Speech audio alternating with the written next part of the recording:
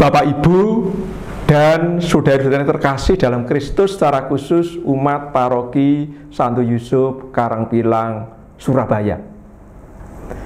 Minggu yang lalu kita telah merenungkan apa itu Advent. Apa itu Advent?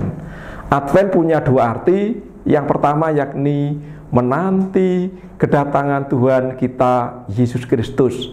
Hal ini yang kita mengerti selama ini.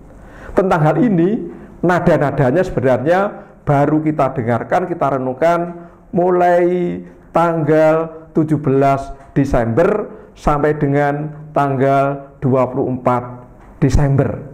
Nada-nada berkaitan dengan kelahiran Yesus Kristus. Arti yang kedua yakni Advent berarti menantikan kedatangan Tuhan pada akhir zaman. Dalam bahasa kita itu yakni hari kiamat. Nada-nada tentang hal ini mulai kita renungkan pada hari pertama masa Advent, yakni hari Minggu Advent yang pertama sampai tanggal 16 Desember. Yang kedua, kita telah merenungkan berapa lamanya masa Advent. Berapa lamanya masa Advent? Lamanya masa Advent yakni 4 kali hari Minggu. 4 kali hari Minggu, kemudian ditambah beberapa hari mulai hari Senin sampai dengan tanggal 24 Desember. Mulai hari Senin sampai dengan tanggal 24 Desember. Dan yang ketiga, kita telah merenungkan salah satu tokoh masa Advent, yakni Nabi Yesaya. Dalam Minggu Advent yang kedua ini, secara khusus saya ajak untuk merenungkan tokoh Yohanes Pembaptis. Ada 3 tokoh masa Advent, yakni Nabi Yesaya, kemudian Yohanes Pembaptis, dan yang ketiga adalah Bunda Maria. Sekali lagi, secara khusus saya ajak untuk merenungkan tokoh Yohanes Pembaptis. Markus sebagai pengarang Injil dalam mengawali Injilnya memunculkan tokoh Yohanes Pembaptis. Pertanyaannya, siapakah Yohanes Pembaptis itu? Siapakah Yohanes Pembaptis itu? Semua Injil mengatakan, berarti Matius, Markus, Lukas, dan Yohanes, bahwa Yohanes Pembaptis tugasnya yakni mempersiapkan kedatangan Tuhan Yesus. Mempersiapkan kedatangan Tuhan Yesus Kristus. Ini artinya apa? Bahwa Yohanes mewartakan pertobatan. Yohanes mewartakan pertobatan.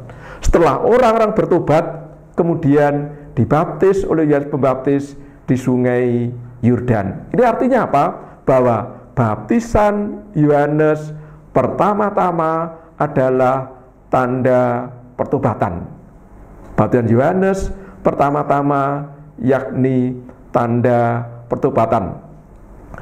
Tentang kemunculan Yohanes Pembaptis, ternyata Markus tidak bicara panjang lebar berkaitan dengan latar belakangnya.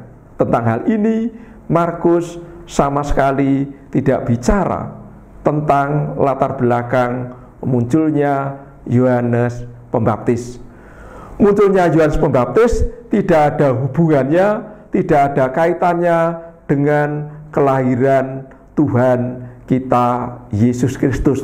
Tidak ada hubungannya dengan kelahiran Yesus Kristus.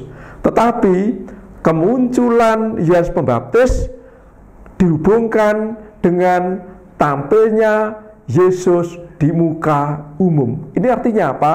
Bahwa kehadiran Yohanes Pembaptis pertama-tama tugasnya untuk mempersiapkan tampilnya Yesus di muka umum. Ada sesuatu yang menarik yang dikatakan oleh Yohanes Pembaptis, setelah aku nanti ada seseorang yang lebih berkuasa daripadaku. Tentang seseorang itu ternyata Yohanes tidak menyebutkan namanya. Kita tahu seseorang itu siapa, yakni Yesus Kristus. Biarpun pada waktu itu Yohanes tidak menyebutkan namanya. Bahkan untuk membuka tali kasutnya pun aku tidak layak. Sekali lagi, siapakah Yohanes Pembaptis itu? Terutama menurut Markus sebagai pengarang Injil. Yohanes Pembaptis adalah seorang nabi dan Elia baru. Mengapa disebut nabi dan Elia baru? Nampaknya kelihatan dari pakaiannya yakni dari kulit unta yang kasar, dan ikatnya yakni juga dari kulit. Itu gambaran sedikit tentang Yohanes Pembaptis.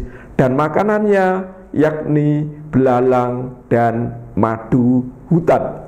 Sekali lagi perlu kita renungkan, siapakah Yohanes Pembaptis itu? Siapakah Yohanes Pembaptis itu? Dan apa tugasnya?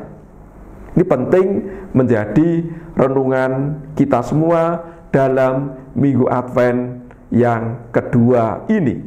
Tentang siapakah Yohanes Pembaptis dan apa tugasnya, sekali lagi nanti akan kita renungkan dalam Minggu Advent yang ketiga. Dalam Minggu Advent yang ketiga, kita akan merenungkan sekali lagi tokoh Yohanes Pembaptis. Dengan kata lain, dalam Minggu Advent yang kedua dan yang ketiga, tokoh yang ditampilkan yakni Yohanes Pembaptis. Dalam Minggu Advent yang kedua ini, apa yang bisa kita renungkan tentang Yohanes Pembaptis? Yohanes Pembaptis adalah seorang nabi yang terakhir,